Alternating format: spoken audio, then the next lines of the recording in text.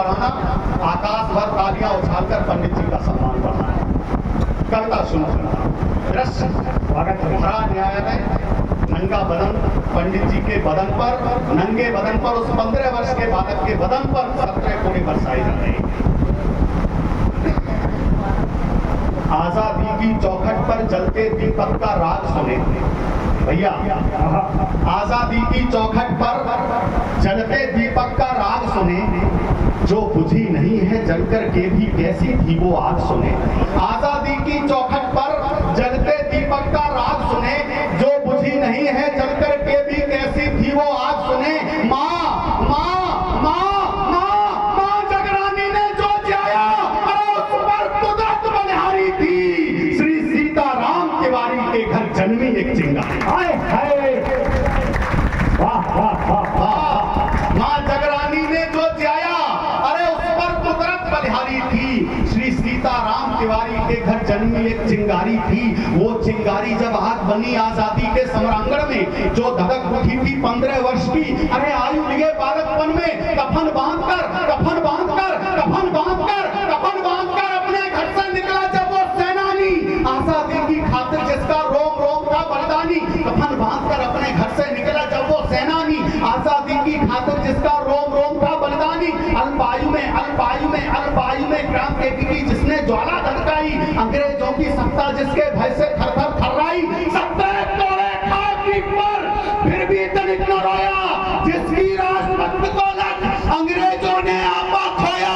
चट्टानों से टकराने को तत्पर थी जिसकी छाती, मानो मानो दिव्य दिवाकर को छूकर मानेगा संपात। हाय हाय, वाह वाह। साहब इन पंक्तियों पर कम से कम 1 मिनट तक लगातार तालियों की गड़गड़ाहट हो।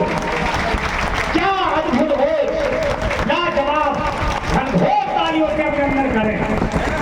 अद्भुत अद्भुत अद्वितीय, वाह। चट्टानों से टकराने को तत्पर थी जिसकी छाती, मानो दिव्य दिवाकर को छूकर मानेगा संपाती। जिसकी आंखें आजादी का सपना देखा करती थी, अरे माँ के लिए समर्पित जीवन अपना देखा करती थी। इंकलाब के स्वर जाकर जब हिंद से टकराते थे, जय हिंद स्वरों से अंग्रेजों के कंगूरे ढह जाते थे। वह सिंह भारती का बेटा आजादी का परवाना था, भारत आजाद कराने का प्रण अपने मन में था। भारत आजाद कराने का प्रण अपने मन में ठाना था। इतिहासों के पन्नों पर जिसका बलिदान दमकता है, सिंह भारती का बेटा सोने की तरह चमकता है।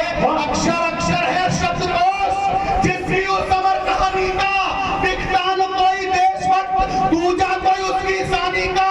बेखौफ पढ़ा करता था जो हरदम बलिदानी राहों में, भारत माता की पीर सुनाई देती जिसकी आहों में। ये राष्ट्र कभी ना भूलेगा उस शेखर से बलिदानी को, भारत माता के नयनों से बहते गंगा के पानी। ये राष्ट्र कभी ना भूलेगा उस शेखर से बलिदानी को, भारत माता के नयनों से बहते गंगा के पानी को। कुछ सत्ता पाने के लोभी सत्ता के मद में चुप रहे। अब सुनना साहब, कविता उस मुद्दे पर पहुंचती है जहां से कुछ लोगों के काले चिट्ठे खुलने शुरू हो जाते हैं।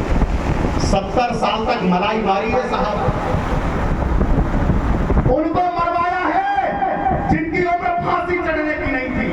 पंडित जी जाते हैं प्रयागराज, दादाजी आपसे क्या छिपाया, आपने तो हम सबको इतिहास पढ़ाया है। यहाँ वो लोग बैठे हैं जिन्होंने इतिहास को जिया है साहब।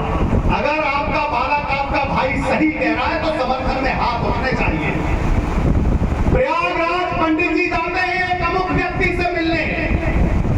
मैं नाम भी लिया करता था कविता में, रोहित भैया ने पीछे से कहा बेटा नाम नहीं लेते, कविता इशारों का नाम होती है। इशारा अगर आप तक पहुंचाए तो फिर मुझे एहसास कराना कि मैं सही दिशा की तरफ बढ़ रहा हूं। पंडित जी जाते हैं प्रयागराज एक अमुक व्यक्ति से मिलने, तत्कालीन राजनीति के वे बड़े व्यक्ति जो उच्च पद पर आसीन हुए भारत आजाद होने के बाद। कहते हैं कि जिन्होंने सजा सुनाई है वे आपके मित्र हैं, आप अगर रहेंगे उन 3 बच्चों की फांसी रुक जाएगी। सुखदेव, भगत सिंह, राजगुरु, उन बच्चों की उम्र फांसी पर चढ़ने की नहीं है। आप उनसे कहेंगे तो हो सकता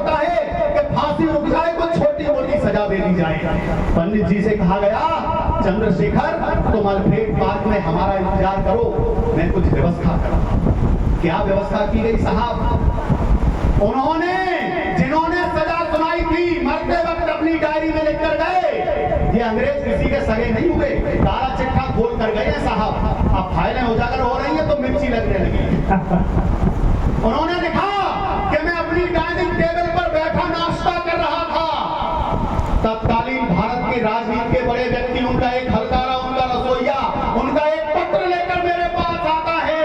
उस पत्र में लिखा होता है कि तुम्हारा शिकार अल्फ्रेड पार्क में तुम्हारा इंतजार कर रहा है। ये व्यवस्था की गई थी साहब, ये व्यवस्था की गई थी।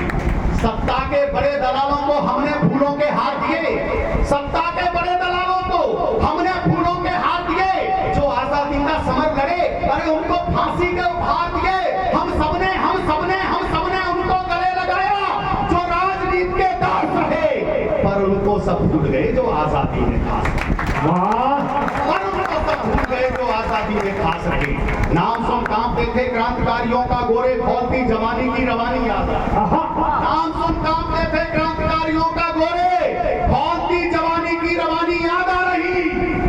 मंगल भगत सुखदेव और राजगुरु आजादी में दे गए कुर्बानी याद आ रही। माता भारती की मांग, अरे रक्त से सजाने वाले आज उन वीरों की कहानी याद आ रही।